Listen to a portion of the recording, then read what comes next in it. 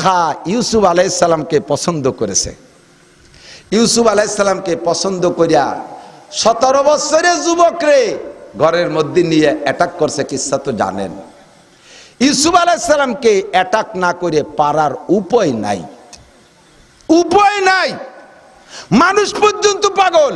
ইউসুফ আলাইহিস সালাম যখন ছোট, মা মরিয়ে গেছে, এতিম, উনারে পালার জন্য উনার ফুফু নেছে। উনার ফুফু ইয়াকুব আলাইহিস সালাম, ভাই আমি ওরে নিয়ে যাই ইউসুফরে, ওর তো মা নাই, আমি পালি। মানে এক তো চেহারায় পাগল হয়ে গেছে, আরো ভাইয়ের বেটা, আরো এতিম, এই টানে টনে কায়দারে কয় মে ভাই আমি ওরে নিয়ে যাই, আমি ওরে পালি বসে দেবানি। পালতে পালতে ভাইয়ের বেটার প্রতি এমন ভালোবাসা হয়েছে যে ইউসুফ আলাইহিস সালাম রে ইয়াকুব আলাইহিস সালাম মাঝে মাঝে একটু দেখতে জন্য ডাকতে চাইল, কয় এই তোরে ইউসুফরে একটু পাঠাই দিস দি, কয় ওর হলো জ্বর হয়েছে, ও যাবে না, এ বাহানায় ও বাহানায় দিয়ে জাতিই দেবে না। লাস্টে ইউসুফ আলাইহিস সালামকে শিক্ষা দীক্ষার জন্য বাপে কাছে আনতে গেছে। ওই সময় ফুফুজান তারে আসতে দেবে না বিদায় তাকে একটা বাহানা দিয়ে চোর সাব্যস্ত করছে, কয় তোমার সাল এই কতদিন থাই আমার কাছে থাইয়ে এই চুরিয়ে নিয়ে গেছে।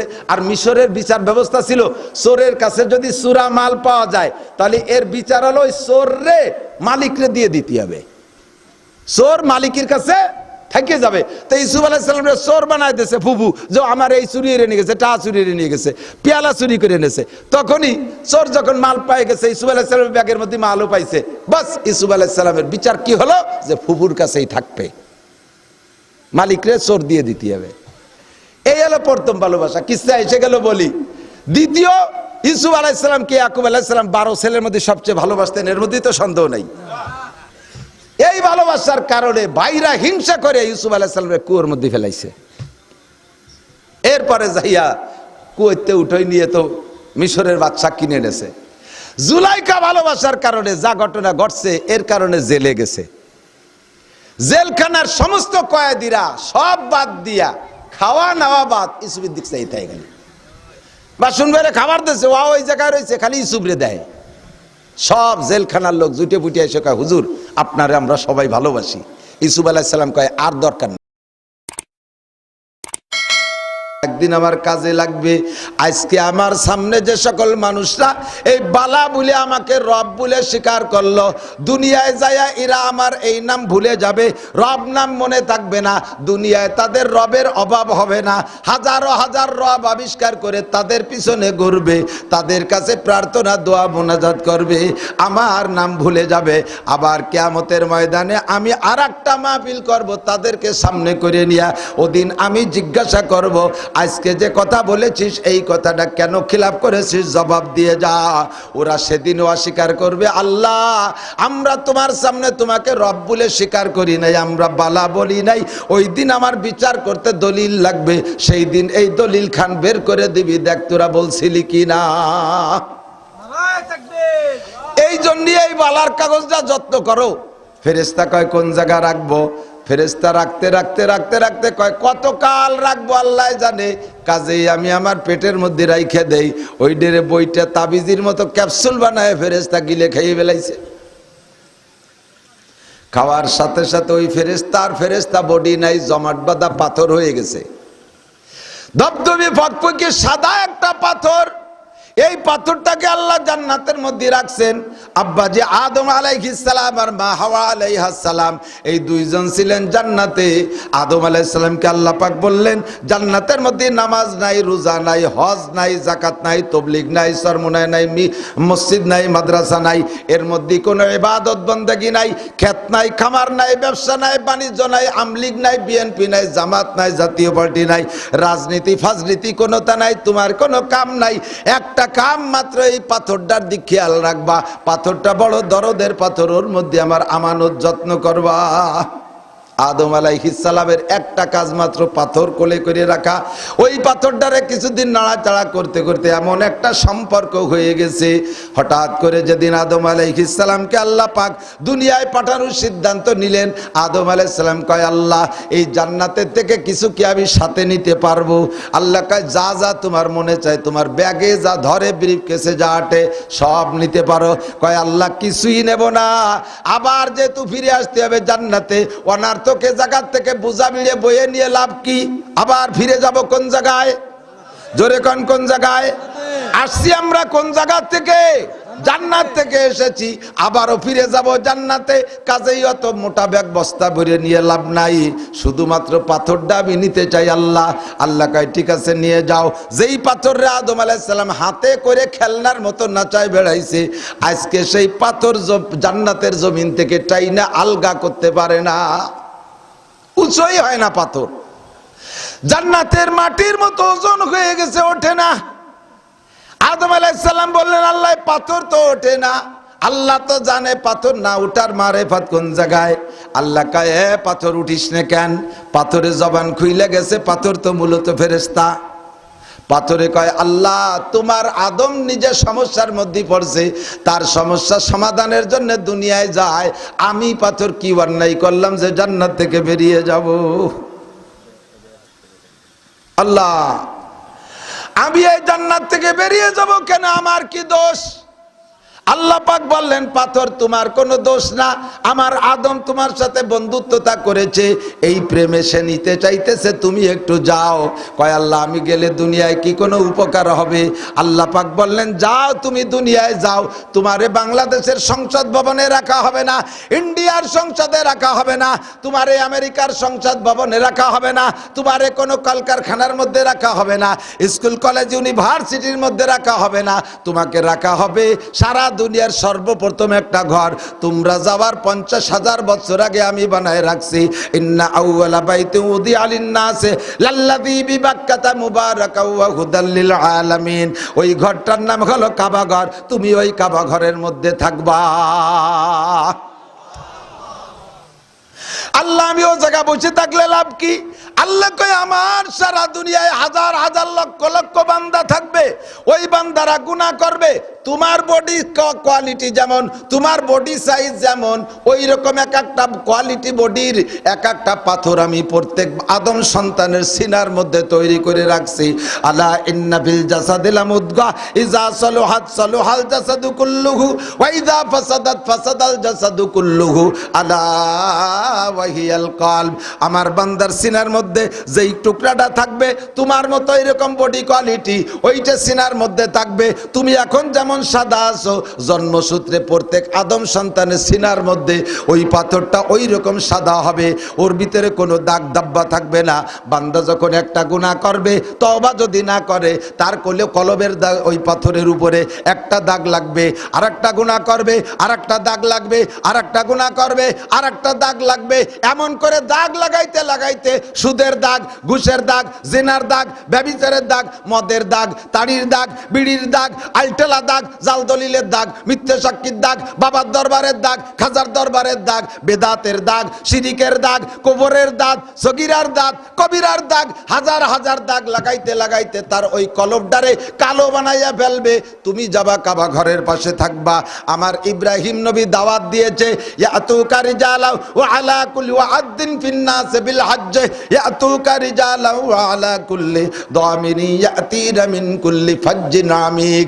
আমার সারা দুনিয়া থেকে বান্দারা গুনাহগাররা আইসা তোমার কাছে ঘুরে ফিরে তোমার একটা চুমো দেবে, তোমাকে একটা চুমো দেবে, তোমারে থাপ্পড় দেবে না, তোমারে লাথি মারবে না, তোমারে কেনুদে ঘাই মারবে না, তোমারে বক্সিং দেবে না, তোমারে লাঠি মারবে না, তোমারে চুমো দেবে আদর কইরা। চুমোর সঙ্গে সঙ্গে আমার বান্দার সিনার মধ্যে ওই পাথরের সব কালো দাগগুলো তোমার গায়ে লাইগা আমার বান্দার কলবটা পরিষ্কার সাদা করে বাড়ি চলে যাবে। একদিন তুমি পাথর কালো পাথরে পরিণত হবা।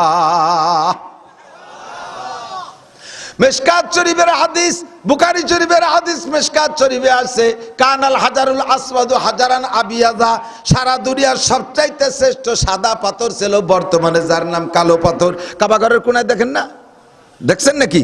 যারা গেছেন তারা তো সরাসরি দেখছেন, যারা যান নাই তারা ছবিতে তো দেখছেন। কোনায় এরকম একটা কিরকম এরকম মুচার মতো একটা দেখা যায় না, ওর ভিতরে পাথর, ভিতর দিক দিয়ে সেট করা। চুমো খাইতে খাইতে ওয়াল রে ফুটো হইরে ফেলাইছে মানুষ। এখন মুখ দিতে গেলে পুরো মাথাটা ভিতরে চলে যায়। ওই পাথর ছিল সাদা পাথর, জান্নাতি পাথর। আমার আপনার চুমো খাইতে খাইতে কলবের গুনাহ ওর গায়ে লাইয়া ওইটা এখন কালো পাথর হইয়া গেছে। আর আমরা সেখানে যাইয়া আমার পাথরটারে সাদা বানাই আসি। আল্লাহ পাক রব্বুল আলামিন পাথরকে যখন এই ওয়াজ করলেন, পাথরে কয়, আল্লাহ আমার দ্বারা যদি তোমার বনি আদমের ন্যূনতম উপকার হয় তাহলে আমি রেডি আছি, যাব। এবার পাথর আলগা হইয়া গেছে। ওই পাথর আইনে ইব্রাহিম আদম আলাইহিস সালাম কাবা ঘরের মধ্যে রাখছেন। সেই থেকে আজও পর্যন্ত কাবা ঘরের মধ্যে চলে আসছে। ওই পাথর এখনো আছে। কাবা ঘরকে আল্লাহ পাক দুনিয়ায় সবচাইতে আগে তৈরি করেছেন। আদম আলাইহিস সালামকে দুনিয়ায় পাঠানোর 50,000 বছর আগে ফেরেশতার মাধ্যমে কাবা ঘর তৈরি করেছে। তার মাত্র 40 বছর পর, কাবা নির্মাণের 40 বছর পর আল্লাহ পাক এই বাইতুল মুকাদ্দাস, ফিলিস্তিনের বাইতুল মুকাদ্দাস ফেরেশতাদের মাধ্যমে তৈরি করেছে। কোন সুবহানাল্লাহ। নূহ আলাইহিস সালামের প্লাবনের পরে 2টা ঘরই বিনাশ হয়ে গিয়েছিল। 2টা ঘরের কোনো অস্তিত্ব ছিল না। হযরত ইব্রাহিম আলাইহিস সালাম আইসা কাবা ঘরকে পুনর্সংস্করণ করেছেন।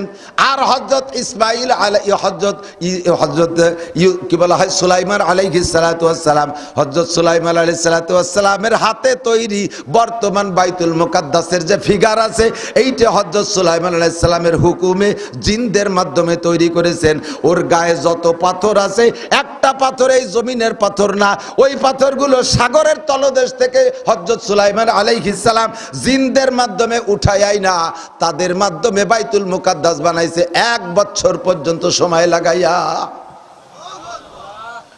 এ আমার প্রাণ প্রিয় ফরিদপুরবাসী, সালতানগর কান্দাবাসী, আমার বাংলাদেশের প্রাণ প্রিয় যুবকরা, বাইতুল মুকাদ্দাসের সাথে বিয়াদবি করবে ইসরায়েল, জেরুজালেম আর ওই পশ্চিমে কাফেররা, তোমরা কি মুসলমান মেনে নিতে পারবা? যে কোনো জায়গা থেকে যে কোনো মুহূর্তে যদি ডাক আসে, আসো, কমপক্ষে কিছু পারবা না, অস্ত্র মারতে পারবা না, বাইতুল মুকাদ্দাস যাইতে পারবা না, ফিলিস্তিন যাইতে পারবা না, বাংলাদেশে থেকে একটা স্লোগান তুলতে হবে, মানববন্ধন করতে হবে, এখানে একটা মিছিল দিতে হবে, এখানে ধর্মঘট করতে হবে, অবরোধ করতে হবে। যদি এমন করে ডাক আসে, যাইতে সবাই প্রস্তুত আছি।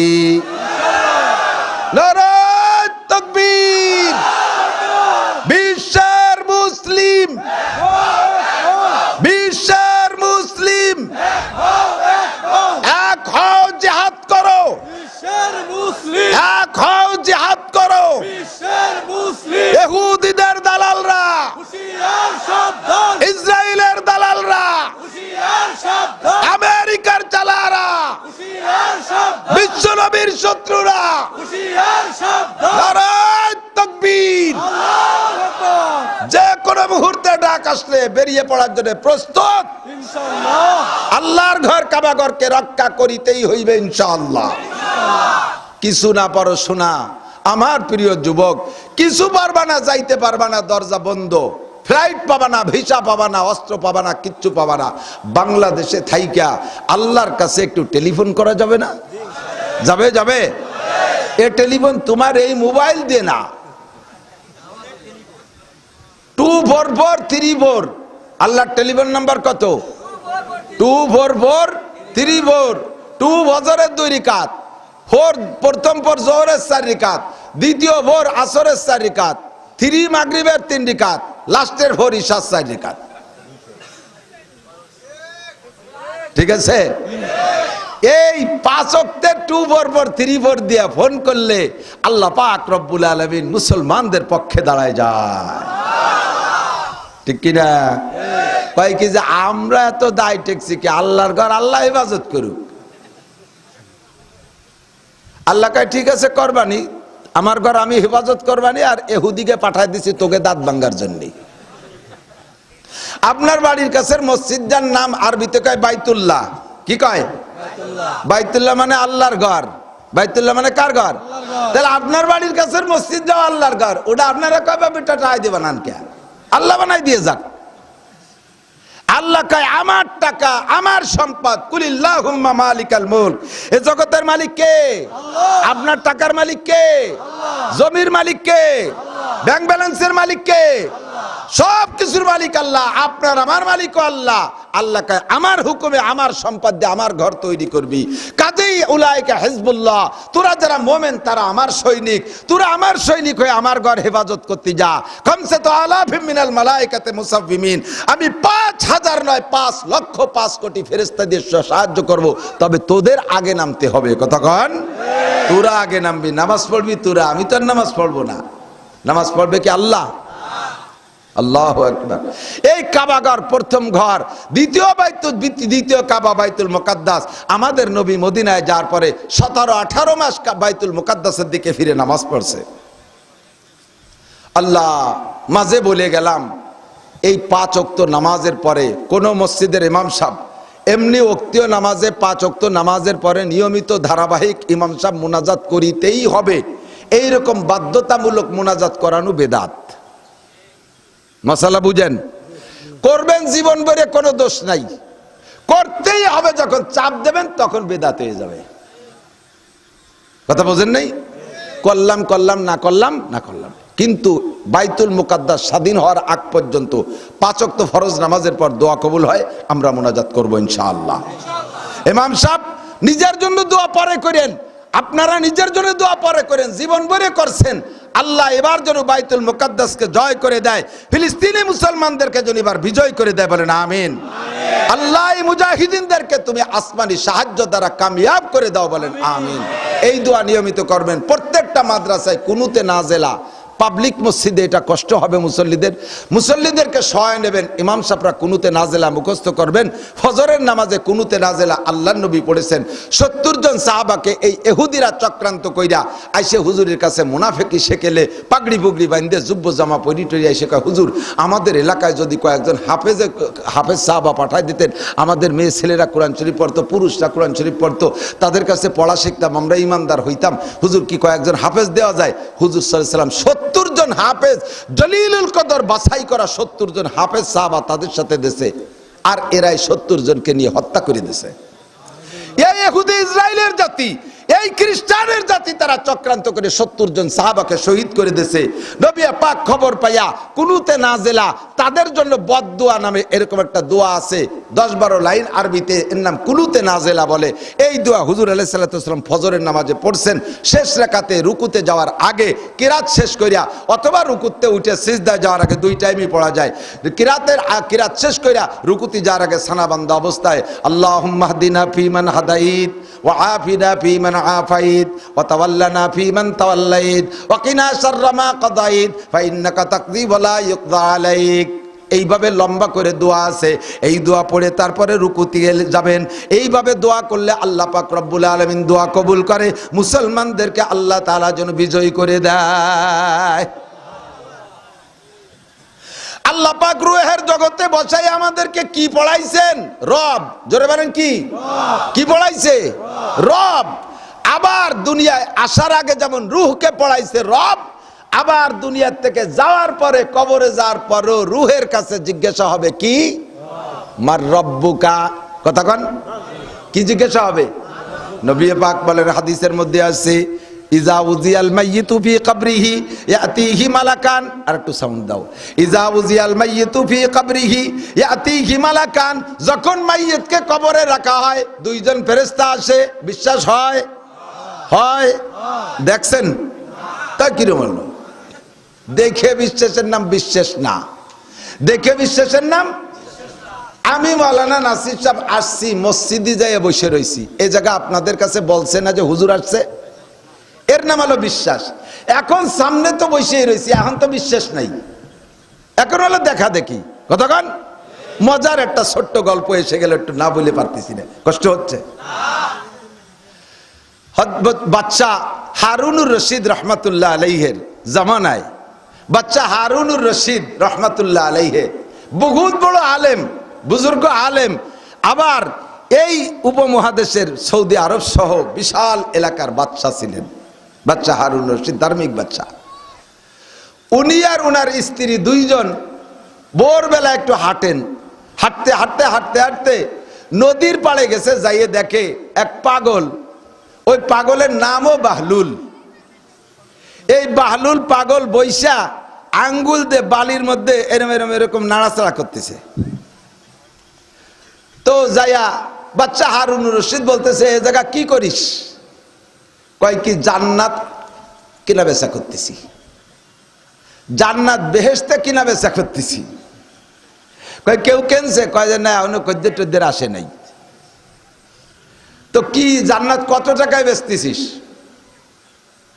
তো বলার পরে বাহলুল বলতেছে 4 আনায় বেচতেছি জান্নাত। কত?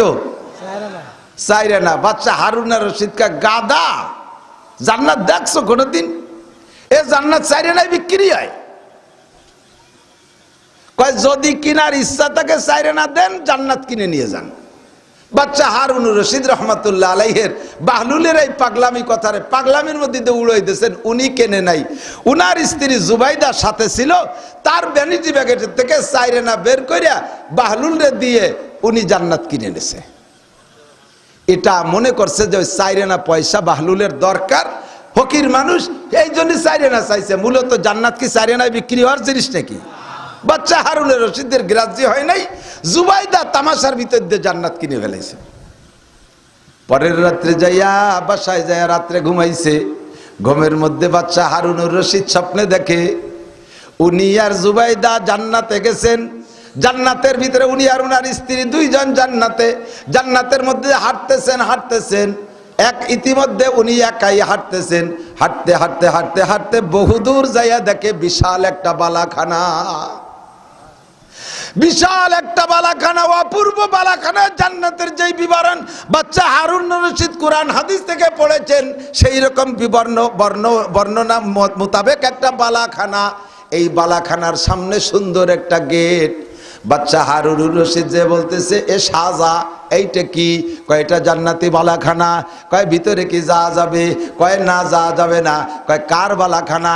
কয় দেখেন গেটে লেখা আছে, এই বালাখানার গেটে লেখা, এই বালাখানাটা জুবাইদার বালাখানা। এইটা জুবাইদার বালাখানা।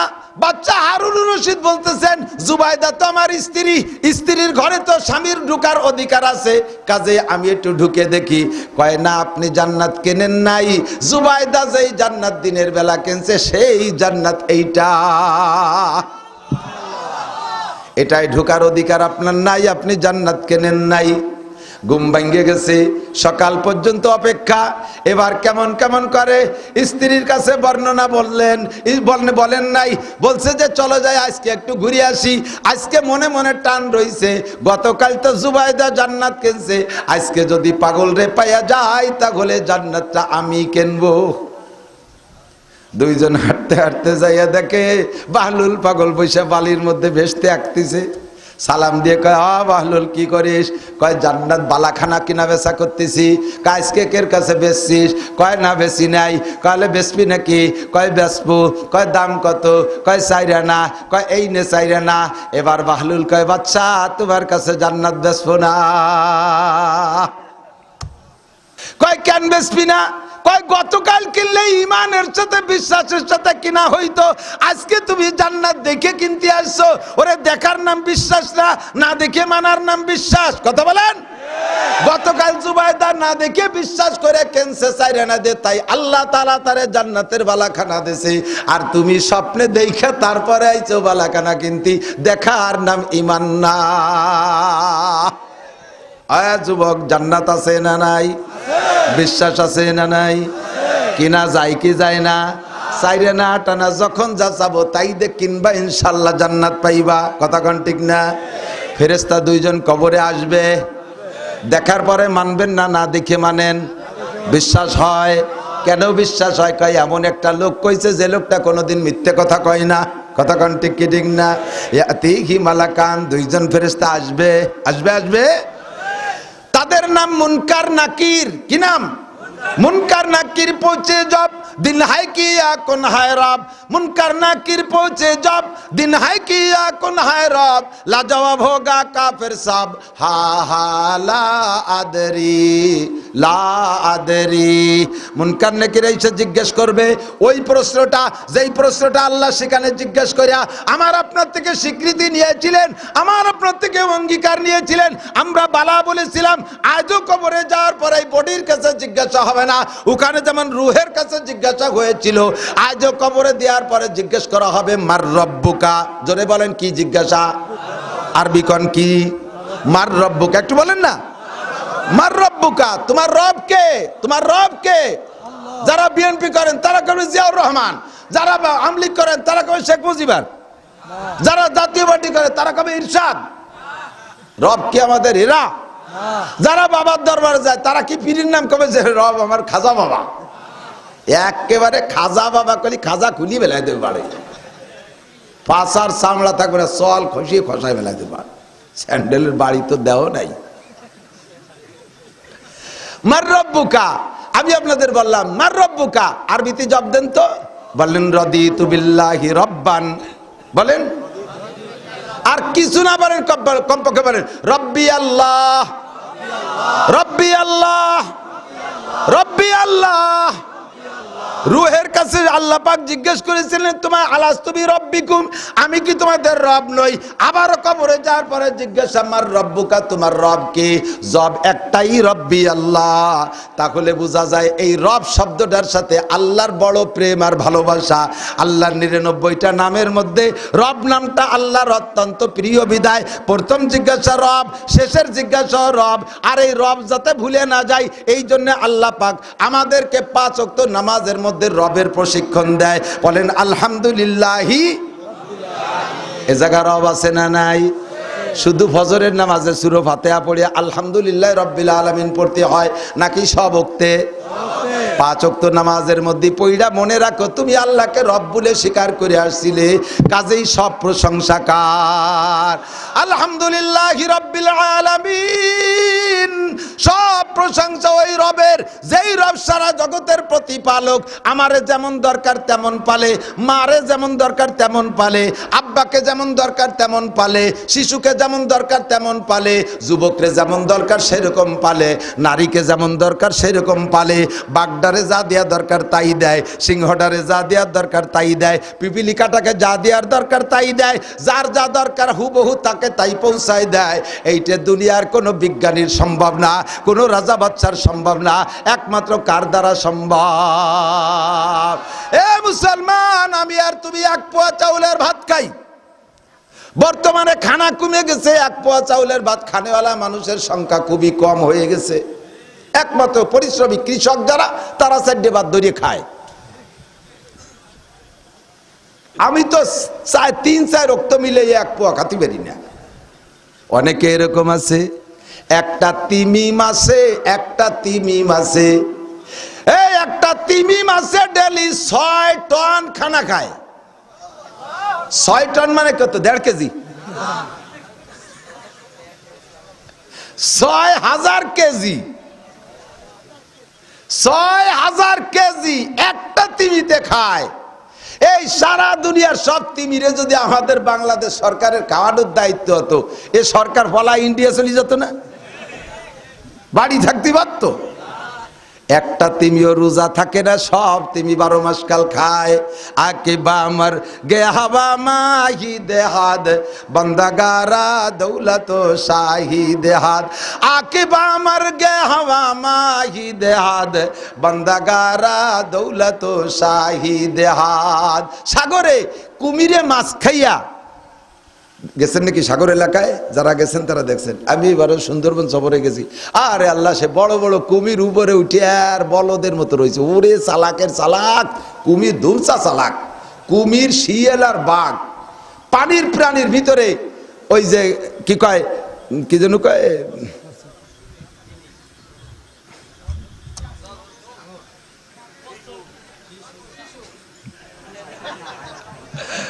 আল্লাহ ভুলিয়ে গেছি। এই লাভ দেয় যে শিশুর মতোই দেখা যায়, খুব বুদ্ধিমান। ডলফিন, কথা কয় না আমার সাথে। বুদ্ধিমান সাগরের প্রাণী ডলফিন।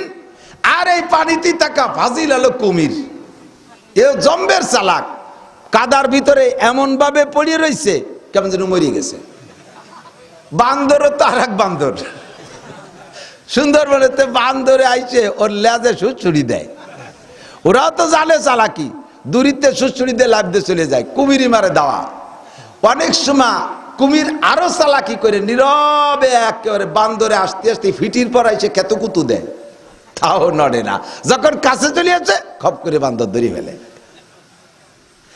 এই কুমিরে মাছ খাইয়া দাঁতের মধ্যে মাছ যখন আটকে যায় তখন তো সে খিলাল করতে তার নিজের দ্বারা তো সম্ভব না, সাগরের স্তরের পর উঠে হা করিয়া দাঁত বেরোয় থাকে।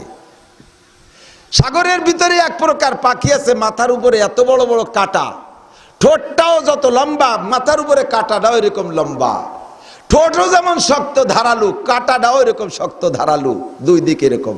এই যে আমাদের দেশে গাছ ঠুকাইনে পাখি দেখেন না, এর তো উপরে পশম দিয়ে বানানো, আর ওটা হলো ওইরকম শক্ত হাড় দিয়ে বানানো। এই পাখিগুলোকে আল্লাহ তাআলা রিজিকের ব্যবস্থা রাখছে ওই কুমিরের দাঁতের ভিতরে খিলাল করা মাংস। ওরা আর কোনোটা খায় না, শুধু কুমিরের দাঁতের ভিতরে থেকে এটা খিলাল করে খায়। এবার কুমিরের দাঁতের মধ্যে যায়, কুমিরে হা করে দেয়। দেখছে না গরু যখন শুয়ে থাকে শালি কি কানের তে আইটেলি খায়, সে সময় শালিকরে কিন্তু কাউ মানে গরুতে কান দিয়ে বাড়ি দিয়ে তাড়াই দেয় না, আরো কান খাড়া হয়, ভিতরের দিক যে দেখ আরো আছে। দেখছেন না, খেয়াল করছেন না? আমি সব খেয়াল করি, কান খাড়া করে দেয় আরো আছে, যাইয়ে দেখ। তো কুমিরের দাঁতের ভিতরে যখন খায় কুমিরের তৃপ্তি লাগে, দাঁত পরিষ্কার হয়, যন্ত্রণা কমে যায়, মজা পায়, ও হা করে দেখে আরো ভিতরে যাই আর পরিষ্কার করে খায়। এখন কুমির তো হিংস্র প্রাণী, ও তো ভাবতে পারে আমি মাছ গোশ খাই, এ পাখির গায়ে তো এক টুকরা গোশত আছে, তাহলে ওরে এক সাবানি দেখেই বেলাই। আল্লাহ কয় তা পারবা না, ওর রুজি রাখছি তোর দাঁতের ভিতরে, ওরে বানাইছি তোর খাদেম, লাস্টে তুই খাদেম রে বেরিয়ে ফেলাবি, এ সুযোগ নাই। কামড় দিয়ে দেখ তোর খানা দ্বারা শেষ, ওর উপরও কাটা নিচেও কাটা।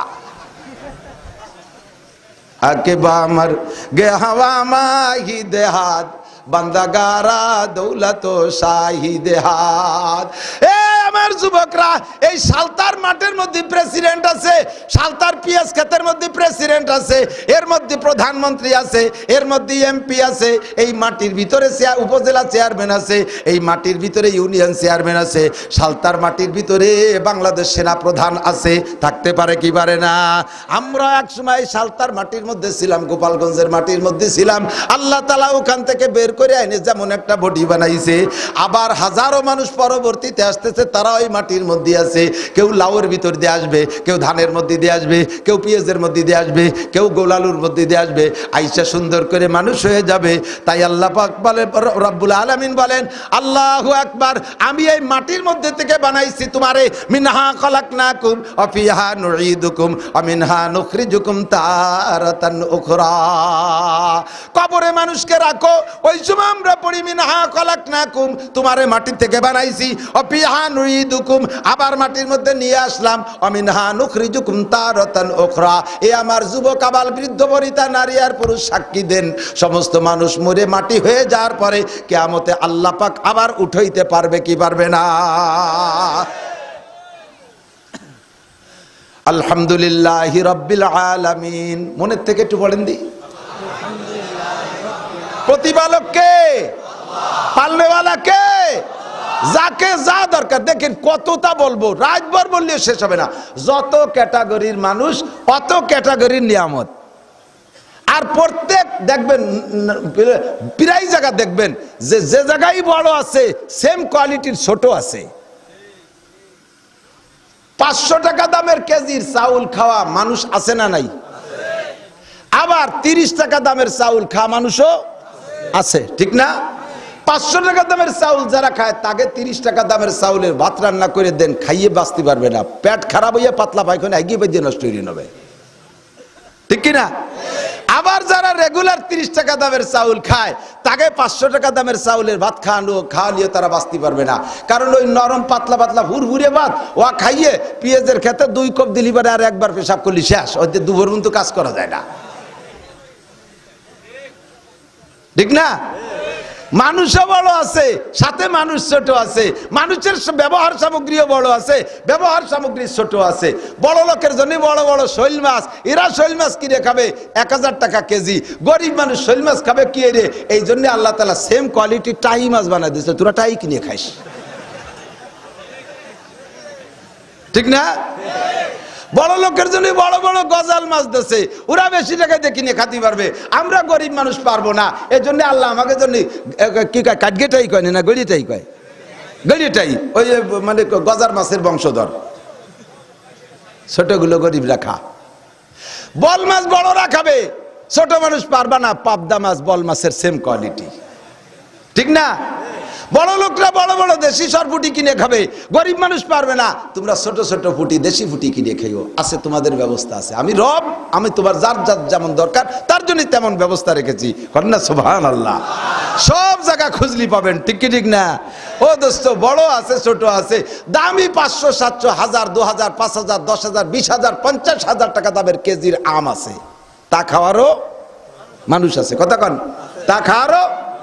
আমরা গরিব মানুষ 50,000 টাকা দাম কিনে খাতেই পারবো না। আল্লাহ কয় তোকে জন্য 12টা দামের দেশি আম বানায় রাখছি, তোরা এই খাবি। রব্বিল আলামিন, আলহামদুলিল্লাহ রব্বিল আলামিন, আল্লাহু আকবার। এক বুজুর্গ সাগরের পাড়ে ঘুরতে গেছে, ঘুরতে যে দেখে একটা বিচ্ছু, বিচ্ছু চেনেন নাকি? পিছনে যে বাঁকা লেজ, মারাত্মক বিষাক্ত। এই বিচ্ছু একটা সাগরের পাড় দিয়ে লাফাতি লাফাতি খুব দ্রুত আসতেছে, বডিতে একটু বড় সাইজের বিচ্ছু। এইটা দৌড়াইতে দৌড়াইতে আসতেছে।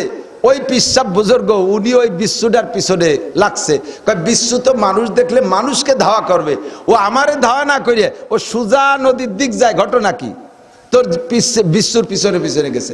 হুজুর যখন বিচ্ছুর পিছনে পিছনে নদীর পাড়ে গেছে, ইতিমধ্যে একটা কচ্ছপ কাসিম ও নদীর ভিতরে থেকে ভাসিয়ে আইটা কিনারে দাঁড়াইছে। বিচ্ছুটা লাফ দিয়ে কাসিমের পিঠের উপরে বসছে। কাসিম তো ডুব দেবে, ডুব দিলেই তো বিচ্ছু ভাসে চলে যাবে। কাসিমটা পিঠ ভাসাইয়া মার মার করে নদীর উপারে চলে গেছে। পিসাব দ্রুত জেলেদের নৌকো ডাইকা ওই নৌকোয় করে ওই বিচ্ছুর খোঁজে সন্ধানে পিছনে নামছে। যে ও যায় কি, কেন, কোথায় যায়, এভাবে ওরে পারের ব্যবস্থা কে করলো? যাইতে যাইতে উপার যাইয়ে দেখে কচ্ছপটা ঘাটে মিশছে, বিচ্ছুটা পিঠের পড়তে লাফ দিয়ে চরের উপরে পড়িয়া আবার দৌড়, পিসাবও পিছনে পিছনে দৌড় শুরু করছে। দেখি কোথায় যায়। যাইতে যাইতে যাইতে যাইতে যাইতে যাইতে দেখে কত দূর যাইয়া একটা গাছতলা এক আল্লাহর বান্দা ঘুমিয়ে আছে, ওর মাথার কাছে একটা কেউটো সাপ ফনা তুলছে, তারে মারবে মারবে ভাব এমন করে ঝুঁকতেছে, কেউটো সাপ দংশন করবে ওর মাথায় এমন করে দুল খাচ্ছে, ফসফস করতেছে। ইতিমধ্যে বিচ্ছুটা যাইয়া লাফ দিয়ে উঠে কেউটো সাপের মাথায় বসে তার মাথার মধ্যে আল ঢুকাই দিয়েছে। কেউটো সাপটা সঙ্গে সঙ্গে মারা গেছে, বিচ্ছুটা ওরে মেরে দিয়ে পাশে বসে আছে। ইতিমধ্যে আল্লাহর বান্দা সজাগ হয়ে গেছে। উঠে লাফ দিয়ে উঠে দেখে মাথার কাছে সাপ, লাঠি নিয়ে গেছে সাপ মারার জন্য। এবার লাঠি এনে দেখে সাপ তো মরা, সাপ মরা, সাপ বেঁচে নাই, সাপ মুর্দা। কিন্তু পাশে পাশে বিচ্ছু বসা। এবার বিচ্ছুরে মারার জন্য লাঠি উঁচা করছে। পিসাব কয়, বাবা রে, বিচ্ছুটারে মারিস না। ওই বিচ্ছুটা কোন বিচ্ছু তুই জানিস না? আমি এই বিচ্ছুর পিছনে লাগছি। বিচ্ছুটা বড় একটা নদী পার হইয়া উপরে আরো কয়েক কিলোমিটার দূর থেকে দৌড়াইতে দৌড়াইতে আসছে। কচ্ছপের পিঠে উঠে পার হইয়া আইসা তোরে মারার জন্য এই সাপটা রেডি হয়েছিল, সাপটারে মেরে দিয়েছে বিচ্ছু। ওই বিচ্ছুতে তোরে বাঁচাইছে, তুই বিচ্ছুরে মারিস না। ও বান্দা, তুমি জানো না এমন সুন্দর করে বিভিন্ন সময় তোমারে বিপদ থেকে উদ্ধার করে। এইভাবে একটাকে দিয়ে আর একটারে মাইরা তোমারে বাঁচায়। এই কাম করনেওয়ালা যিনি, তিনি হলেন রব। আমি আপনি বড় দুশ্চিন্তা করি, এত বৃষ্টি হলো কি হবে না, মোটেই বৃষ্টি হলো না কি হবে না, যা আবার তাই হবে না, যা হওয়ার দরকার তাই হয়। মুনাজাত করো উপরে, চাইলে আল্লাহর কাছে চাও। শেখ হাসিনার কাছে পানি চেয়ে লাভ নাই, খালেদা জিয়ার কাছে রোদ চেয়ে লাভ নাই। উনরা কি দেবে? ওনাকে এত কিছু আছে? কিচ্ছু নাই। খালি খালি আমরা ব্ল্যাঙ্ক ফায়ার মারি, ফাঁকা গুলি। চাইতে হবে কার কাছে? দোয়া করেন আলহামদুলিল্লাহ রাব্বিল আলামিন। সূরা ফাতিহার আয়াত না, একটু মশলা কব এই জায়গা মশলা। সূরা ফাতিহা নামাজের মধ্যে পড়া লাগে কি লাগে না? পড়তে পড়তে আন বিরক্ত লাগে, আন তো বাদ দিলি হয় না, মজা লাগে। অবিতাকরারে তুলাতে লামিয়ামুল। দুনিয়ার কোনো গান নাই যে গান রে এতবার গাওয়ার পরও ভালো শোনা যায়। একমাত্র কোরআনের গানই জীবন ভরে গাইলে আর শুনলে ভালো লাগে, কথা কান। সেদিন মাওলানা আব্দুল কুদ্দুস সাহেব ঢাকা খুলনা বিশ্ববিদ্যালয় মসজিদের খতিব সাহেব এক বয়ানের মধ্যে বলতেছিলেন, আমি উনারটা নকল করতেছি। উনি বলতেছিলেন যে আমার মসজিদের এক মুসল্লি আবার ওই বিশ্ববিদ্যালয়ের প্রফেসর স্যার মসজিদে ঢুকে আর কোনো কথা নাই, নামাজ সুন্নত যদি পড়ার দরকার পড়িয়া বসে কারোর সাথে কথা বলে না, খালি কোরআন শরীফ পড়ে, খালি কোরআন শরীফ পড়ে। আবার নামাজের পরে সালাম ফিরানোর পরে সবাই চলে যায়, আবারও বেশ কিছুক্ষণ কোরআন শরীফ পড়ে। আমি একদিন জিজ্ঞেস করলাম, স্যার এত কোরআন শরীফ পড়েন, আপনার বিরক্ত লাগে না? তো বলতেছে, হুজুর আমি তো কোরআন শরীফ পড়া জানতাম না, কোরআন শরীফের ফাজাইল যখন হাদিস থেকে শুনছি উলামায়ে কিরামের কাছ থেকে, কষ্ট করে এই বুড়োকালে কোরআন শরীফ পড়া শিখছি, সেই থেকে মেহনত করে আজ পর্যন্ত আমি 30 খতম কোরআন শরীফ পড়ছি। একজন প্রফেসর, বিশ্ববিদ্যালয়ের টিচার, 30 খতম। তো বলতেছে, স্যার এতবার পড়লেন, এই 30 বার কি দুনিয়ার কোনো বই পড়ছেন? কয় যে আল্লাহ তাআলা আমার যে মেধা দিয়েছে, ব্রেন দিয়েছে, দুনিয়ার কোনো বাংলা ইংরেজি বই একের থেকে 2 বারের বেশি 3 বার আমার পড়তে মনে চায় না। কোনো বই আমি 3 বার পড়ি নাই, সর্বোচ্চ 2 বার পড়ছি। আল্লাহর কোরআন 30 বার পড়ছি, তারপর আমার তৃপ্তি মেটে না। কোরআন শরীফ খতম করার পরে, স্যার আপনার কি মনে চায় যে আর পড়বো না? কয় যে ওই সময়ই মনে চায় যে আবার শুরু হইরে তুই। কন্যা সুবহানাল্লাহ।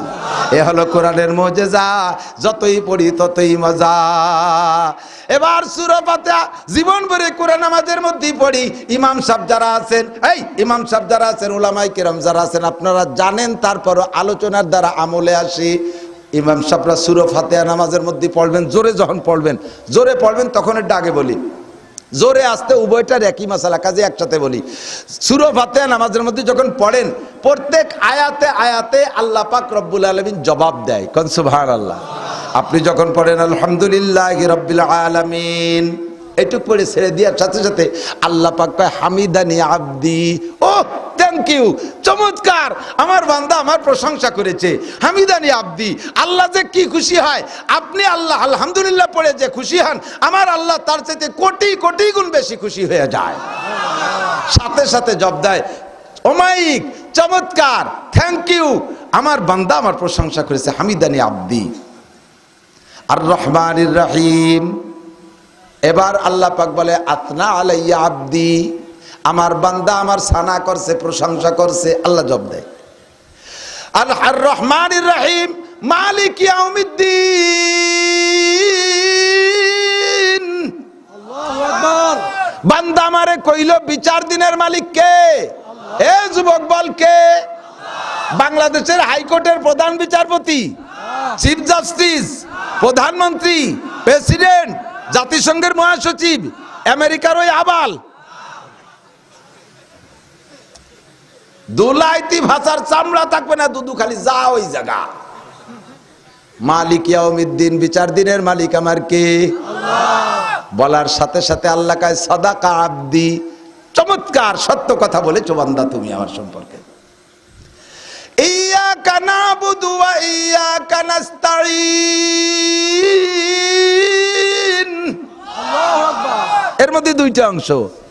ইয়াকা নাবুদু, তোমার ইবাদত করি, আর ওয়া ইয়াকা নাস্তাঈন, সাহায্য চাই তোমার কাছে। 2টা অংশ, একটা হলো আল্লাহর জন্য আর একটা বান্দার জন্য। কোন? ইয়াকা নাবুদু, এই কথাটা কার? আল্লাহর। তোমার জন্য ইবাদত করি। ওয়া ইয়াকা নাস্তাঈন, আমার জীবনে যাহা কিছু দরকার আমি জানি না, তা তুমি পরিবেশন করতে পারো। ও আল্লাহ, আমি জানি আর না জানি, আমার জীবনে যত চাহিদা আছে সব তোমার কাছে চাই। কার কাছে? ওয়া ইয়াকা না, এই বোঝে না কথা। আমার কি কি দরকার সব কি আমি জানি? জানেন? সব জানেন? কিচ্ছু জানেন না, মাথায় মাথায় 3-4 দিয়ে জানেন। আর নেই ওয়া ইয়াকা নাস্তাইন কইলে এর মধ্যে কি আসছে জানেন? আল্লাহ, আমি যা জানি আর না জানি, আমার প্রয়োজন কি আমি বুঝি আর না বুঝি, সব তোমার কাছে চাই। এই বলার সঙ্গে সঙ্গে আল্লাহ জবাব দেয় কি কয়ে জানেন? কয় হাযা বাইনি ওয়া বাইনা আব্দি। হাযা বাইনি ওয়া বাইনা আব্দি, এই আয়াতে 2 ভাগে বিভক্ত, অর্ধেক আমার আর অর্ধেক আমার বান্দার। ওয়ালি আব্দি মা সালা, আমার বান্দা যা চাইলো নামাজের মধ্যে আমি তারে এক্ষুনি সব দিয়ে দিলাম, উজাড় করে সব দিয়ে দিলাম। ওয়ালি আব্দি মা সালা। এই যে চেয়ারম্যান সাহেব বসা, আমারে হাদিয়া দিয়েছে, উনার কাছে একই ব্যক্তি যদি ডেলি 3-4 বার যায়, শেষে কি উনি ঘরের মধ্যে কবে যে আসি বাড়ি? ছোট্ট বাচ্চারে পাঠাই দিয়ে যে আব্বা হলো ঢাকা, আসলেই তো ঘরের মধ্যে ঢাকা রয়েছে, মিথ্যে কথা বাড়ি এটা কই নেই। কতবার চাইলে মানুষে দিতে পারে। আল্লাহ পাক রব্বুল আলামিন বলেন আমার কাছে না চাইলে আমি কষ্ট পাই। যতবার চাবি ততবার পাবি, যতবার চাবি ততবার পাবি। এই একটা মাত্র দরজা আল্লাহর কাছে, যে জায়গা গেলে বারবার গেলেও আল্লাহ পাক রব্বুল আলামিন বেজার হয় না। ওয়া ইয়্যাকা নাস্তাইন, কন্না ওয়া ইয়্যাকা নাস্তাইন, ওয়া ইয়্যাকা নাস্তাইন। আল্লাহ ফিলিস্তিনের সাহায্য কার কাছে চাই? কার কাছে? মুজাহিদদের সাহায্য কার কাছে? আমার জীবনের সব যা কিছু চাহিদা কার কাছে চাই? আল্লাহ কয় ওয়ালি আব্দি মা সাআলা, বান্দা তুমি যা চাইলে তোমারটা তোমারে দিয়ে দিলাম। এরপরে বলবেন ইয়্যাকা না'বুদু ওয়া ইয়্যাকা নাস্তাইন। এবার চাই কি? এক নম্বরে ইহদিনাস সিরাতাল মুস্তাকিম, সঠিক রাস্তা দেখাও। আল্লাহ রাস্তা তো বুঝে উঠতে পারতেছি না। এ বাংলাদেশে কি পরিমাণ রাস্তা, কোনটা দিয়ে গেলে ঢাকা যাওয়া যায় বুঝতে পারতেছি না। আমলিগ, বিএনপি, জামাত, জাতীয় পার্টি, আটরশি, চন্দ্রপাড়া, মানিকগঞ্জ, সুরেশ্বর, বজেশ্বর, ইনায়তপুর, বাহাদুরপুর, শরিয়তপুর, মাদারীপুর, ফরিদপুর, তবলিগ, চরমুনাই, ইতাতি, ওজাহাতি, এ হুজুর ও হুজুর, ই কোন তালে বড়ি গেলাম? সঠিক রাস্তা কোনটা আমার দেখায় দাও। নামাজের মধ্যে বলবেন ইহদিনাস সিরাতাল মুস্তাকিম। এই এত রাস্তার মধ্যে একটা রাস্তা সঠিক আছে না নাই? আছে না নাই? ওইটাই বেবাচাকার মধ্যে যে হুজুরি মাইক পায় এত সুন্দর করে তারটা বুঝাই দেয়, সাধারণ পাবলিক বলে কাজে এটাই ঠিক আছে। আবার উনি নামিয়ে যাওয়ার পরে আমি আসবো, আমি যেটা বুঝবো আগের সালা কি ছাগল নাকি, তারে গালো ইয়ে শোয় ফেলাই দিছে। ও আনছিস কি তার বিশেষ জীবনে ওইটা আনবি না হুজুর রে। আবার আমি চলে যাওয়ার পর আর এক হুজুর, সে হুজুর আরো স্বাস্থ্য চেহারা ভালো, সুন্দর করে আর একটা বুঝাই দিয়েছে। বুঝলাম না কি আরবো তো তোর হুজুর হুজুর বাদ দে, নিজেরা যা কয় বা বেটা বুঝি তাই ওর বাণী। সিদ্ধান্ত এদিক চলে যায় কতক্ষণ। এত ভেবাচাকার ভিতরে দোয়া করব কার কাছে? ইহদিনাস সিরাতাল মুস্তাকিম। এ সময় আল্লাহ জব দেয় ওয়ালি আব্দি মা সাআলা, বান্দা যা চাইলে তাই দিচ্ছি, তোমার সঠিক পথ। এই মনের থেকে যদি কোনো কিছু খোঁজেন, আর ওই খোঁজা জিনিসটা যদি বৈধ হয়, খোঁজা জিনিসটা যদি আল্লাহর পছন্দের হয়, তাহলে আজ হোক আর কাল হোক আল্লাহ তাআলা একদিন না একদিন তা দিয়েই ছাড়ে। বোঝেন নাই কথা? অন্তর দিয়ে খুঁজবেন, আর যা খুঁজবেন তা বৈধ হবে, অথবা যা খুঁজতেছেন তা আল্লাহর মোহাব্বতের ভালোবাসার জিনিস হবে, তাহলে একদিন না একদিন দেরি হলেও আপনি পাইবেন। মাঝে একটু বলে যাওয়া লাগে, কষ্ট হচ্ছে আপনাদের। জুলাইখা ইউসুফ আলাইহিস সালামকে পছন্দ করেছে। ইউসুফ আলাইহিস সালামকে পছন্দ করিয়া 17 বছরের যুবকরে ঘরের মধ্যে নিয়ে অ্যাটাক করছে, কিসসা তো জানেন। ইউসুফ আলাইহিস সালামকে অ্যাটাক না করে পারার উপায় নাই, উপায় নাই। মানুষ পর্যন্ত পাগল। ইউসুফ আলাইহিস সালাম যখন ছোট, মা মরিয়ে গেছে, এতিম, উনারে পালার জন্য উনার ফুফু নেছে। উনার ফুফু ইয়াকুব আলাইহিস সালাম, ভাই আমি ওরে নিয়ে যাই ইউসুফ রে, ওর তো মা নাই, আমি পালি।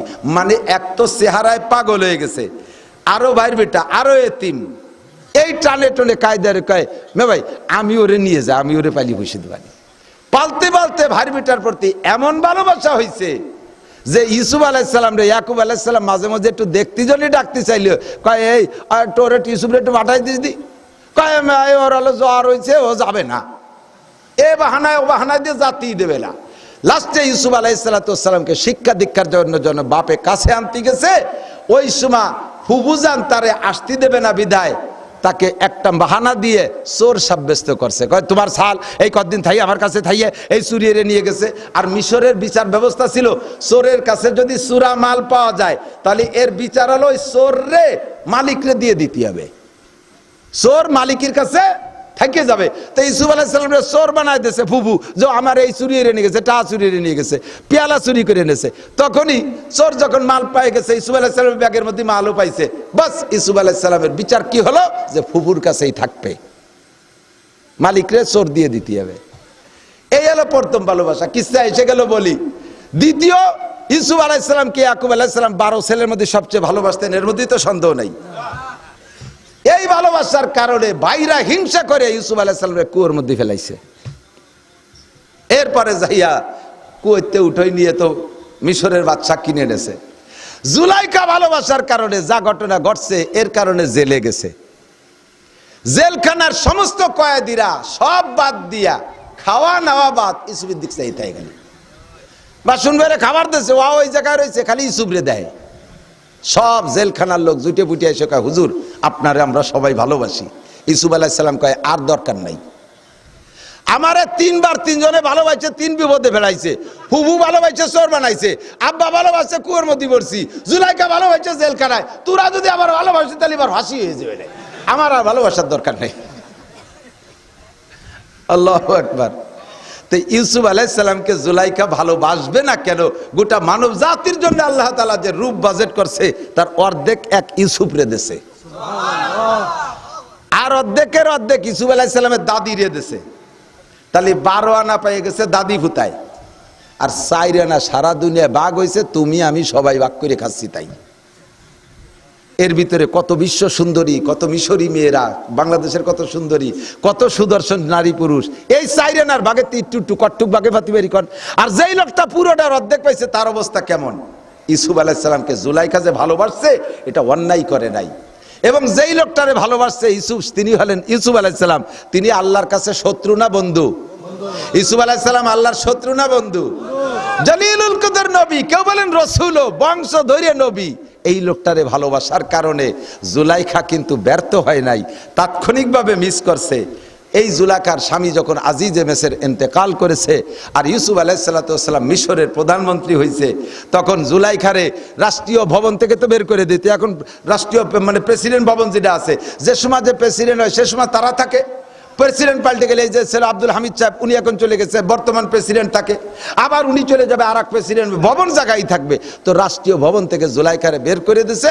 জুলাইখা সব গটি বাটি সোনাদানা যা ছিল সব নিয়ে টিয়ে যাইয়া বাড়ি উঠছে। নিজের একটা বাড়ি ছিল, ওই বাড়ি। এবার ইউসুফ আলাইহিস সালামকে এক নজর দেখবে বিধায় বিভিন্ন দালাল লাগাইছে। এ সময় ইউসুফ আলাইহিস সালাম বিয়ে শাদী করছে, সংসার হয়ে গেছে, সারা দুনিয়ার রাজা হয়ে গেছে, মিশরের রাজা হয়ে গেছে, মান সম্মান আলাদা কায়দায়। ও জুলাইখার কথা ওনার মনেও নাই। জুলাইখা কোনোদিন বলে নাই, বাড়ি যাইয়া ইউসুফ আলাইহিস সালাম রে এক নজর দেখার জন্য শত শত দালাল ব্যবহার করছে। তোর এটা হাত বানি, তুই ইউসুফ রে আনতে পারিস এই জায়গা? সে কয় দেন দেন, টাকা দেন, আমি ইউসুফ রে আইডিয়া দিচ্ছি। সে টাকা খাইয়ে চলে যায়, আর ইউসুফ আলাইহিস সালাম রে আনে না। এই করতে করতে করতে করতে জাগা জমি ভিটে বাড়ি সোনা দানা সব শেষ করে দিয়া, ঘর বাড়ি পর্যন্ত শেষ করে দিয়া, রাস্তার পাশে একটা ঝুপড়ি কুড়িয়ে ঘর বান দিয়া ওই জায়গা বসবাস করা শুরু করছে জুলাইখা। এখনো পর্যন্ত জুলাইখা ইউসুফ আলাইহিস সালামের প্রেম ছাড়ে নাই। চোখের এই উপরের পাত্তা ঝুলিয়ে আসিয়া চোখ বন্ধ হয়ে গেছে, এইরকম কোড়া বুড়ি হয়ে গেছে।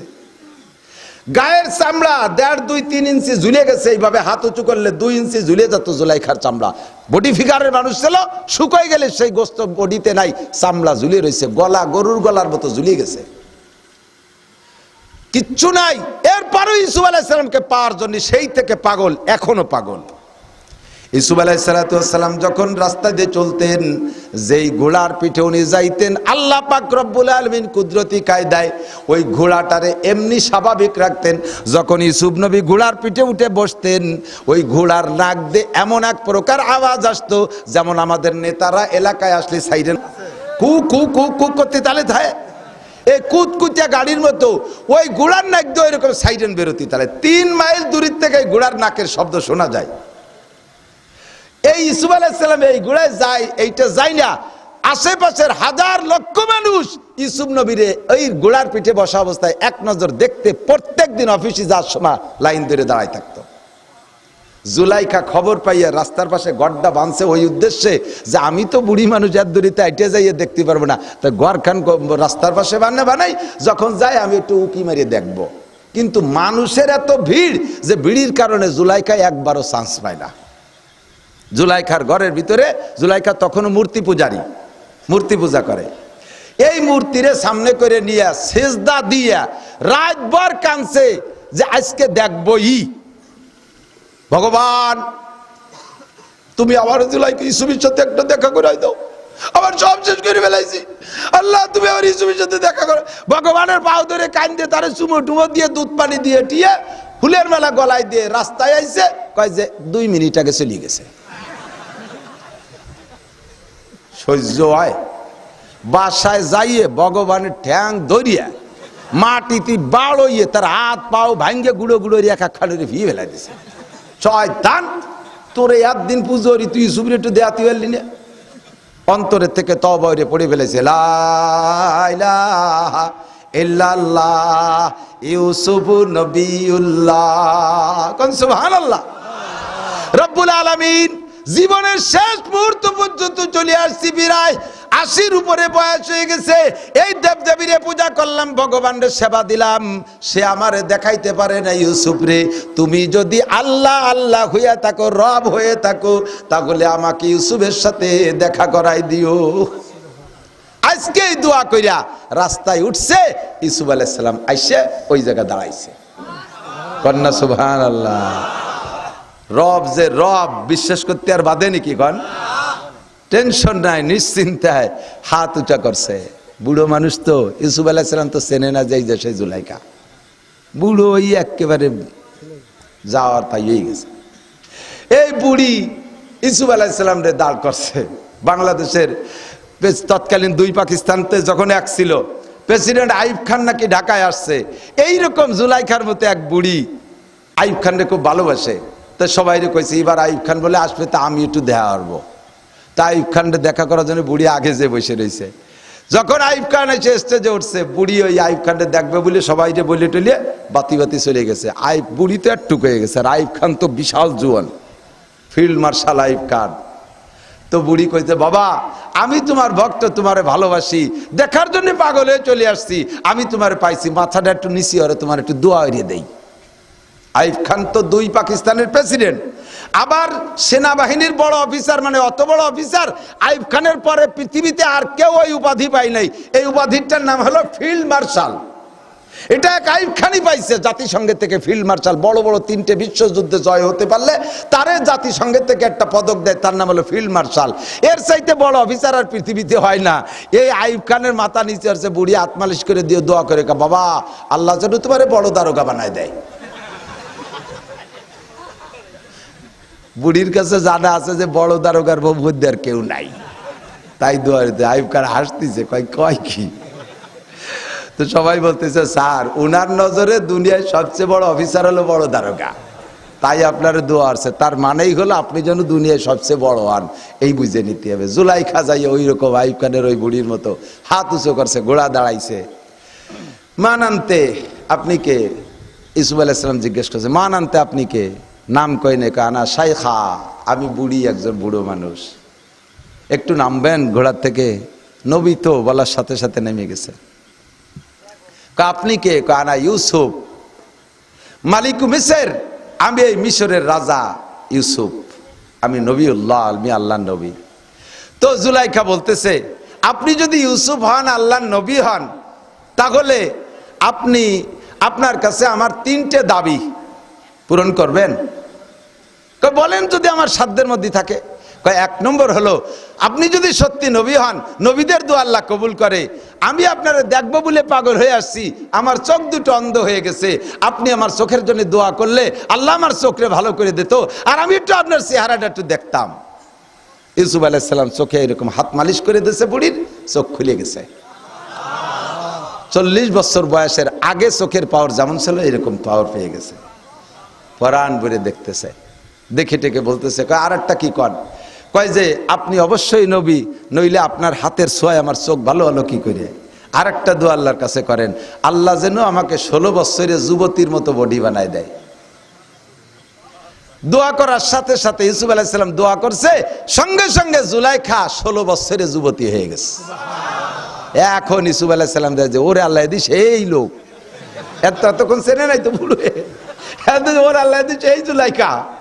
এখন ভয়তে কাঁপতিছে, কিন্তু ভয় তো নাই, রাজা তো। আশ্চর্য হয়ে গেছে, বলতেছে তা এখন কি চান? কয় যে 3 নম্বর দাবি, আমাকে বিয়ে করতে হবে। সেই থেকে আমি অপেক্ষায় রয়েছি, স্বামী মরে গেছে, কোথাও বিয়ে বসি নাই। আল্লাহর কসম, স্বামী মারা যাওয়ার পরে আমার চরিত্র কাহারও কাছে আমি দেই নাই, আমার দেহকে কাহা করে পুরুষকে স্পর্শ করতে দেই নাই। আমি জানি নবীরা করে ব্যভিচারিণীকে ব্যবহার করে না। আমি আমার সতীত্বকে কন্ট্রোল করেছি। যদি নষ্ট হতাম তাহলে আটকায় রেখে সেদিন আপনার সাথে নষ্ট হতাম। আপনিও হন নাই, আমাকেও হতে দেন নাই। আমি জীবনেও নষ্ট হই নাই, আমার সতীত্ব নষ্ট করতে দেই নাই। আপনি আমাকে বিয়ে করতে হবে। ইউসুফ আলাইহিস সালাতু ওয়াস সালাম কই কি করব এনে কদি। চেহারা তো জুলাইখা কিন্তু তৎকালীন বিশ্ব সুন্দরী, আর সেই 16 বছরে মূল বডি এসে গেছে চেহারায়। কি করা যায়? এখন ওই সময় জিবরিল আলাইহিস সালাম আসছে। জিব্রাইলকে বলতে যে কদি জিব্রাইলি কোন বেকায়দায় পড়ে গেল, আসতে যে অফিসেই যাওয়া হবে না নাকি তা আল্লাহ জানে। জিব্রাইল কানে কানে কয় কি ওই মহিলারে বাড়ি পাঠায় দেন, আপনার বাড়ি পাঠায় দেন, খাদেম দিয়ে বাড়ি পাঠায় দেন। ইউসুফ আলাইহিস সালাম আর একটা ঘোড়ার পিঠে সওয়ার দিয়ে 2 জন মহিলা সাথে দিয়ে জুলাইখারে ওনার বাড়ি পাঠায় দিয়েছে। অফিস টফিস করে রাত্রে যখন বাসায় আসছে, জিবরিল আলাইহিস সালাম বলছে আরশে আজিমের মালিকের অর্ডার হয়ে গেছে, হুকুম হয়েছে, আপনি জুলাইখারে বিয়ে করেন। আল্লাহ সুবহানাল্লাহ, বিয়ে করেন। ইউসুফ আলাইহিস সালামের আরো স্ত্রী ছিল, একটা স্ত্রীর গর্ভ বাচ্চা হয় নাই। আল্লাহ তাআলা শেষকালে এই জুলাইখার পেটে 3টে ছেলে দিয়েছে। সেই ছেলের এক মায়ের নাম হলো, সেই 3 ছেলের এক ছেলের এক মায়ের নাম হলো রহিমা, আর সেইটা হলো আইয়ুব আলাইহিস সালামের স্ত্রী। কন্যা সুবহানাল্লাহ। আপনি যদি কোনো বৈধ জিনিস পাওয়ার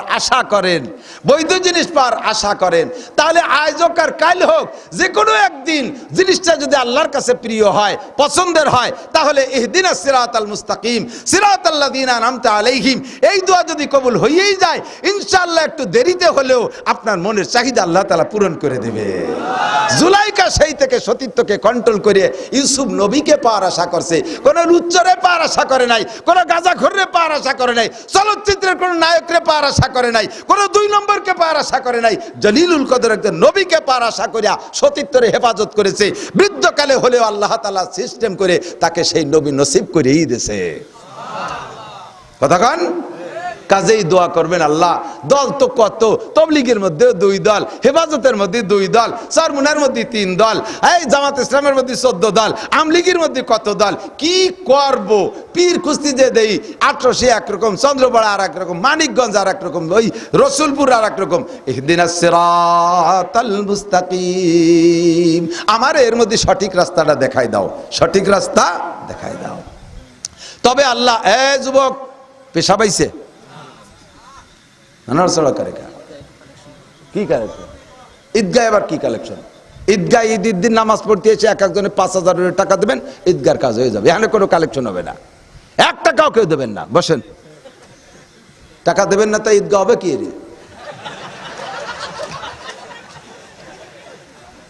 চেয়ারম্যান দেবে 2 টন চাল, আর যা লাগে আমরা দেবো। ঠিক ঠিক, রাজি? চেয়ারম্যান রাজি? চেয়ারম্যানও রাজি। ইনশাআল্লাহ মাকসাদ পূরণ হবে জুলাইখার মাকসাদের মতো, ইনশাআল্লাহ। জোরে বলেন আমিন। তাহলে আর ঈদগাহ হইতে কি লাগে? সবাই 100 করে টাকা দিলি ইনশাআল্লাহ এনে টাকা হয়ে যাবে 2 লাখ। এদিক টাকা নজক আগে নাকি? আল্লাহ পাক ডাইরেক্ট নাম কয়ে মুসলমান, এই সূরা ফাতিহার শেষ আয়াত আল্লাহ পাক ডাইরেক্ট নাম কয়ে দেছে। তুমি বলবা সিরাতাল্লাযিনা আনআমতা আলাইহিম, যে দলের উপরে তোমার পুরস্কৃত, যাদেরকে তুমি পুরস্কৃত করেছো তারা কোন রাস্তায় চলে সেই রাস্তায় চালাও। গায়রিল মাগদুবি আলাইহিম ওয়ালাদ-দাল্লিন।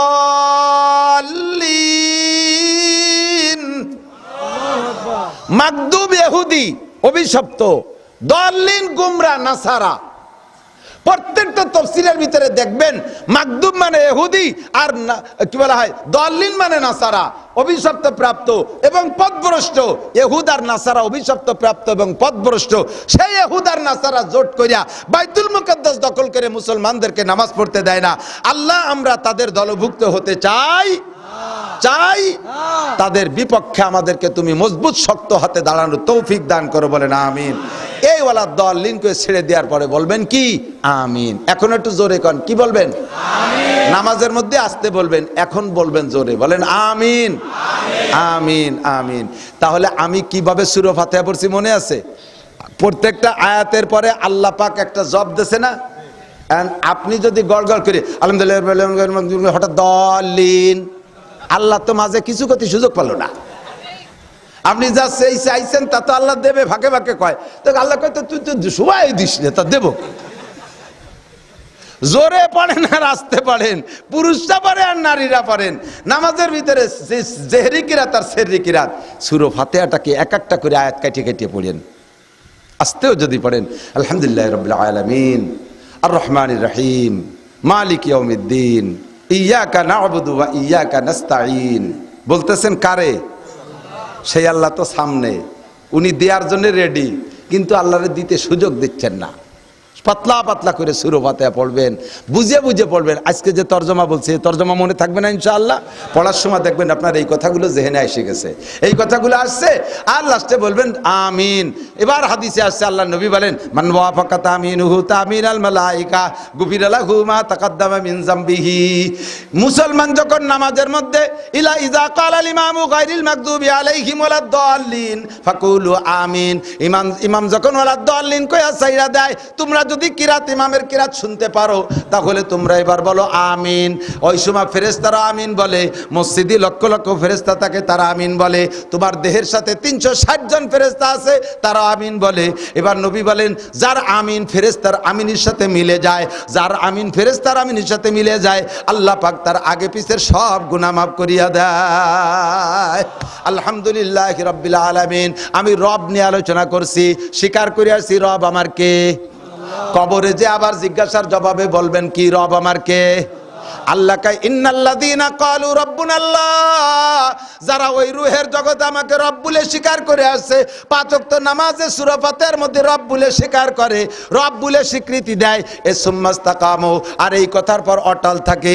দুনিয়ার কোন নেতা নেত্রীর পিছনে, শিল্পপতি কোটি বিচারপতির পিছনে, তাদের পিছনে রব বলে ঘোরে না, কেউ কে রব বলে মানে না, একমাত্র রব আল্লাহকে বলে মানতে মানতে এই লোকটা কবরের মৃত্যু শয্যায় শায়িত হয়ে গেছে, মৃত্যুর সময় এসে গেছে।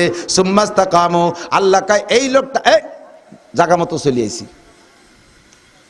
আমি মাঝে মাঝে কই গাই দোয়াতে এলি বাসুদ্দে ভানাতে না, পানানু হয়ে গেছে, দোয়ানুর সময় যদি বালতি সরাই নিয়ে যায় দুধ বাড়ি যাবে?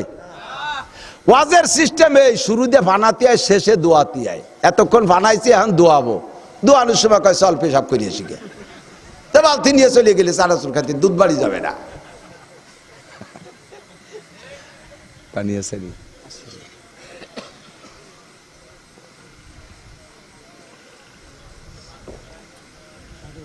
না?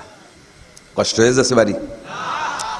আমি ঘুমানোর তো সময়ই নাই, রাতভর রাস্তায় থাকি, সকালে 2-1 ঘন্টা ঘুমাই, মাদ্রাসা আছে তা নিয়ে ফিকির করি, আবার বেরোই। মাগরিবের পরে একটা, শেষে একটা। আজকে মাগরিবের পর নাই, মনে করছি একটা মাহফিল ফরিদপুর উলামা পরিষদের পক্ষ থেকে মাহফিল মিলাইছে আসরেতে মাগরিব পর্যন্ত। এর জন্য জোহরের পরে একটু আরাম করি, সে সুযোগ হয় নেই। আবার কালকে 2টে মাহফিল আছে, মাদ্রাসা আছে, অনেক ঝামেলা। আল্লাহ তাআলা যথেষ্ট পরিশ্রমের একটা দায়িত্ব উলামায়ে কিরাম বক্তা যারা তাদেরকে দিয়েছে, কষ্টের শেষ নাই। আপনারা হাদিয়া দিয়ে মনে করেন যে আল্লাহ জামাই যত্নে খাইয়ে গাড়িতে আইছে আরামে এসির মধ্যে রেনে বসে 1-1.5 ঘন্টা বস্তাটা নিয়ে চলে গেল। এ সম্পূর্ণ হায়াত বেঁচে খাচ্ছি, হায়াত বেঁচে খাচ্ছি। আমার চাইতে বয়সী স্বাস্থ্য ভাইদের একটা দাড়িও পাকে নাই, আমার স্বাস্থ্য ভাই বেরাদারে। আর আমি বুড়ো হয়ে গেছি, 53 বছর বয়স, বুড়ো হয়ে গেছি। আমার বংশের মানুষের আঙ্গুট খুব ভালো, 80, 90, 100 বছর হায়াত পায়, এর মুরব্বীরা পায়। ফাঁকে ফাঁকে অল্প বয়সে মরে না তা না, তাও মরে, কিন্তু যারা হায়াত পায় তাদের আঙ্গুট খুব ভালো। আমার চাইতে 8-10 বছরের বড় স্বাস্থ্য ভাইদের চুল দাড়ি ফাঁকে নাই। আমার মেয়েটা কয় আব্বু তুমি ওয়াজ করা ছাড়ান দাও, তুমি এই ওয়াজ করতে করতে বুড়ো হয়ে যাচ্ছ। ওই অমক কাকা বুড়ো হয়নি, অমক কাকা বুড়ো হয়নি, সব তোমার বড়, তুমি বুড়ো হয়ে যাচ্ছে, ওয়াজ করা বাদ দাও, আমরা না খেয়ে থাকবো, কষ্ট অসুবিধে নেই। প্রচুর পরিশ্রম, গায়ের 2টে গেঞ্জি গাড়ির মধ্যে ভিজানো রয়েছে, আর এই সেটও ভিজে গেছে পুরো, কষ্ট বহুত হয়। তো যাই হোক, খুশি আছি এজন্য যে আল্লাহ তাআলা নবীওয়ালা কাম কমপক্ষে একটু নিচ্ছে আমাকে দিয়ে। নবীরা দাওয়াত করছে, ওয়াজ করছে, সেই কাজের ভিতরে আল্লাহ তাআলা আমার একটু কাজে লাগাচ্ছে। মূর্তি তো হবেই, মূর্তি তো হবেই, আগে মরি আর পরে মরি, একই টাইমই তো কিয়ামতে উঠতে হবে। খালি খালি আর বসেতে লাভ কি? তাড়াতাড়ি মরতে পারলি বাঁচা যায়। আল্লাহ তাআলা সবাইকে সুস্থতার সাথে লম্বা হায়াত দান করে, বলেন আমিন। আমাদের সবাইকে সুস্থতার সাথে লম্বা হায়াত দিক, বলেন আমিন। কারণ কিছুদিন বেঁচে থাকতে পারলে কিছুদিন তো দিনের কাজ বেশি করতে পারবো, আগে চলে গেলে তো ওইটুক লস হয়ে গেল। যত বেশি কামাই করবো তত বেশি আখিরাতে কাজে লাগবে। এই জন্য হায়াতের দোয়া করি সবাই মিলে, বলেন আমিন। তো আল্লাহ পাক বলেন, তোমরা যারা রবকে রব বলে স্বীকার করেছো আর এই কথার পর অটল, দুনিয়ার কোনো রাজা বাহাদুরকে আমরা ভয় পাই? যদি ভয় পান তাহলে রবকে রব বলে স্বীকার করেন নাই। বাঁচানোর মালিক কে? মারার মালিক কে? ও ইসরাইল আর জেরুজালেম কেউ আমাদেরকে মারতে পারবে না, আমেরিকাওয়ালা কেউ মারতে পারবে না, বাঁচায় কে? এই কথা বলে অটল থাকেন। মৃত্যু সজ্জায় চলে যাবেন যখন, তখন আপনার জানটা আল্লাহ তাআলা নেওয়ার জন্য এক ঝাঁক সম্মানী ফেরেশতা পাঠিয়ে দেবে আপনাকে রিসিভ করার জন্য। তাতানাজ্জালু আলাইহিমুল মালাইকা খামসাতু আলাফ, কি বলা হয়, খামসুমিয়া, 500 ফেরেশতা আল্লাহ তাআলা পাঠিয়ে দেবে আপনার জান নেওয়ার জন্য। আজরাইল অরিজিনাল জান নেবে, কিন্তু এই জানটাকে ইস্তেকবাল করে অভ্যর্থনা জানাইয়া, স্বাগতম শুভেচ্ছা জানাইয়া, ধন্যবাদ মুবারকবাদ জানাইয়া রিসিভ করার জন্য 500 ফেরেশতা পাঠায় দেবে। আজরাইল আলাইহিস সালাম মাথার কাছে বসবে, সবুজ একটা কাপড় আপনার মাথার কাছে বিছাবে আজরাইল, বিছেই আপনার বুকের উপর দিয়ে দেখুন ওই পায়ের ওখান থেকে আস্তে আস্তে আসে। মানুষ যখন স্বাভাবিকভাবে মারা যায় দেখবেন এক পাশে দুর্বল, এক পাশে নিস্তেজ হতে হতে থাকে, পাও নড়ে না। প্রথম থেকে সারাগা নড়ছে, পরে যে পাও নড়ে না, পাও নড়ে না, না নড়তি না নড়তি, এই রানের এখানে একটু কাঁপতেছিল তাও ছাড়ান দিয়েছে, পরে আস্তে আস্তে পেটটা একটু উঁচু নিচে হতো তাও শেষ হয়ে গেল, এরপরে বুকের এখানে কাঁপতেছিল তাও শেষ হয়ে গেল, নিচের টুকু একেবারে নিস্তেজ হয়ে গেছে, কোনো মতে চোখটা একটু নড়ে নড়ে, আস্তে আস্তে ঠোঁট নড়ে, হঠাৎ করে দেখে যে কিচ্ছু নড়ে না। ওই আজরাইল ওই নিচের থেকে আস্তে আস্তে হাত মালিশ করতে করতে করতে করতে রুহকে বেরোতে বেরোতে মুখের উপরে যখন হাত দেয় তখন জানটা মুখ দিয়ে বের হয়ে যায়। আর যদি আপনি ইমানদার হন, 500 ফেরেশতা আপনার পাশে বসে আছে, পাশে আপনার ছেলে মেয়ে বাচ্চারা কোরআন শরীফ পড়তেছে, সূরা ইয়াসিন পড়তেছে, আপনার জানটা বেরোনোর সময় অনিচ্ছাকৃত মুখ থেকে বেসাক্তা বেরিয়ে আসবে, লা ইলাহা ইল্লাল্লাহ মুহাম্মাদুর রাসূলুল্লাহ। এইটা শেষ কথা, জানটা বেরোইছে। আজরাইল ওই সবুজ কাপড়ের উপরে জানটা এরকম রেখে দলা করছে, এই 500 ফেরেশতা লেগে গেছে স্লোগান দিতে আজরাইলের সাথে। আর আপনাকে শোনায়, আল্লাহ তাখাফু, আল্লাহ তাখাফু, আল্লাহ তাখাফু, কোনো ভয় নাই, ওয়ালা তাহজানু, কোনো টেনশন করো না, ওয়া আবশিরু বিল জান্নাতিল্লাতী কুনতুম তুআদুন। এই রুহুকে বলবে তোমার ভয় নাই, তোমার টেনশন নাই, তোমার জন্য এই দেখো জান্নাত, জান্নাতের প্লে কার্ড ছবি আপনাকে দেখাবে, এই জান্নাতে তুমি যাবা। ওয়া আবশিরু বিল জান্নাতিল্লাতী কুনতুম তুআদুন। এরপরে ফেরেশতারা বলবে, তুমি মনে করছো বউ ছেলে মেয়ে সব ফেলাইতে চলে আসছো, স্বামী মা বাপ ভাই বোন সব ফেলাই রেখে চলে আসছো মহিলা, এই টেনশন না, না না না, তুমি একা না, নাহনু আউলিয়াউকুম ফিল হায়াতিদ দুনিয়া ওয়া ফিল আখিরা, দুনিয়ায় আমরা ছিলাম সাথে, আখিরাতেও আমরা থাকবো তোমার সাথে। জোরে কন্যা সুবহানাল্লাহ। অভিলাগ এরপরে বলবেন, এই যে জান্নাত দেখতেছো না, ওর মধ্যে কি আছে জানো? কি আছে? 500টা আলু, তেল, মরিচ, পেঁয়াজ। ওয়ালাকুম ফিহা মা তাশতাহি আনফুসুকুম ওয়ালাকুম ফিহা মা তাদদাউন। মুখে যা বলবা তাও পাবা, আর মনে যা কল্পনা করবা তাও ওর মধ্যে আছে। কন্যা সুবহানাল্লাহ। এরপরে কয় কি আর একটা জিনিস আছে, এই জান্নাতি বলবো, ওই রুহুরে ফেরেশতারা বলবে, বলবো আর একটা জিনিস কি আছে? কয় কন দি তাড়াতাড়ি কন।